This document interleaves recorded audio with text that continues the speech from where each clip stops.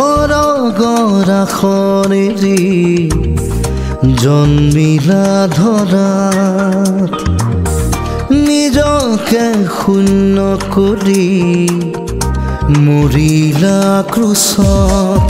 মোৰ বাবে তেজ দিলা, পাপৰ দাগ মুচিলা, তোমাতে যেন পৰিত্ৰাণ অনন্ত জীৱন। মহান ত্ৰাণকৰ্তা প্ৰভু যীশুখ্ৰীষ্টৰ নামত আপোনাক অভিনন্দন।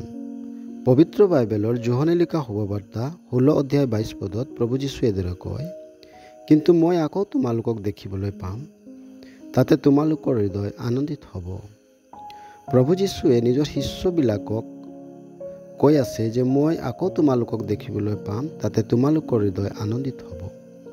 পাপী মানুহৰ বাবে প্ৰভু যীশুখ্ৰীষ্ট মানৱ ৰূপ ল'লে, মানুহৰ পাপৰ বোজাক নিজে তুলি লৈ ক্ৰুচত বলিদান হ'ল আৰু মৃত্যুবিলাকৰ মাজৰ পৰা তৃতীয় দিনা জি উঠিল, যাতে যিকোনোৱে তেওঁত বিশ্বাস কৰে তেওঁ যাতে নৰকত নষ্ট নহয়, কিন্তু তেওঁ অনন্ত জীৱন, ঈশ্বৰৰ লগত সহভাগিতা আৰু প্ৰভুৰ সহযোগিতা সদাকালৰ বাবে পাব পাৰে।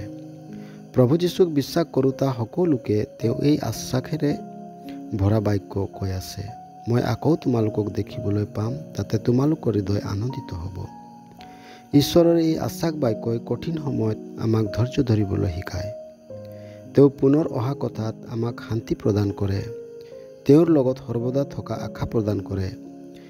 ঈশ্বৰত, তেওঁৰ পুত্ৰ প্ৰভু যীশুত আৰু তেওঁৰ দ্বাৰাই পোৱা পৰিত্ৰাণত সম্পূৰ্ণ ও সৰ্বোত্তম ও অনন্তকলীয়া আনন্দ প্ৰদান কৰে।